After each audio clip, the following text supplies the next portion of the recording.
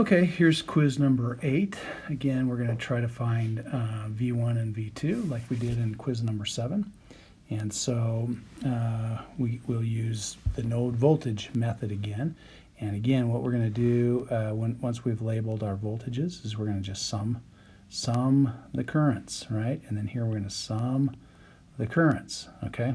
So let's do our first equation. We don't have any problems there. So when we're gonna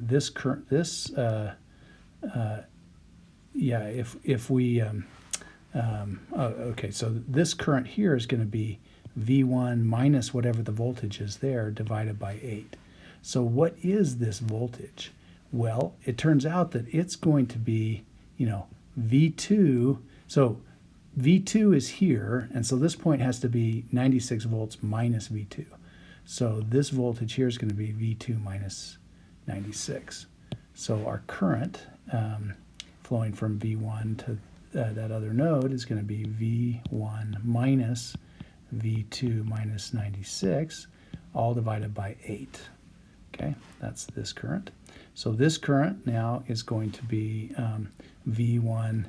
Yeah, I guess we have to label our ground here.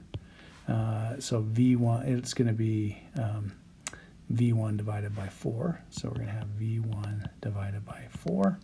And then, of course, this current's easy. It's just going to be 3 amps. So plus 3 equals 0. Now, V2. How do we do V2? So V2, the interesting thing about V2 here is that we want to sum the currents. We want to sum that current plus this current.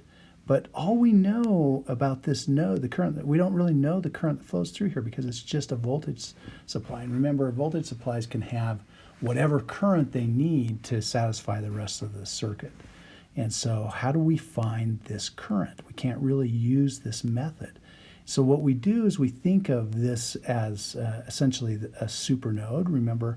So we're going to sum this current, that current, and this current has to equal those two. So all we're going to do is we're going to sum this current, that current, and that current to get our second equation in two unknowns. So this current is minus 3. This current is going to be V2 divided by 12 plus V2 divided by 12. And then now this current, we're going to come over here and we're going to sum those two. So it's going to be, this will be V2 minus 96 divided by 12 plus V2 minus 96 divided by 12. And then this current, this current here is going to be V2 minus 96 minus V1 divided by 8.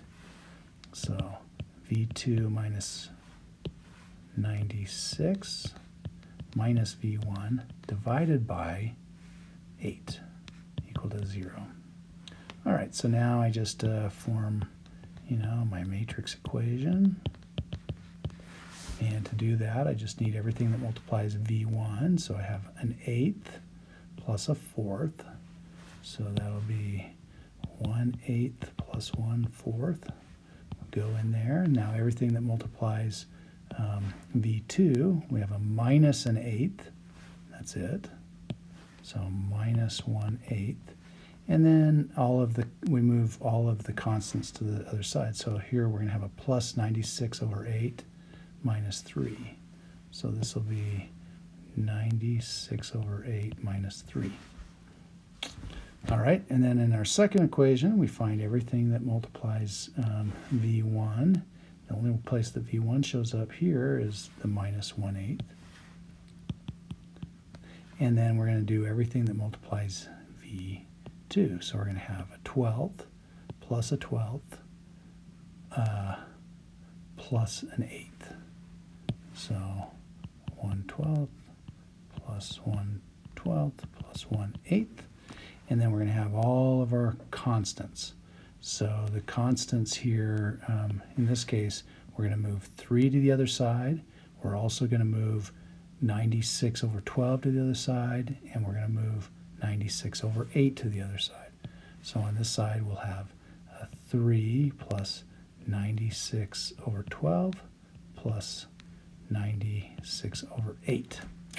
Okay, so we'll plug this into MATLAB or Python or whatever and get our voltages V1 and V2.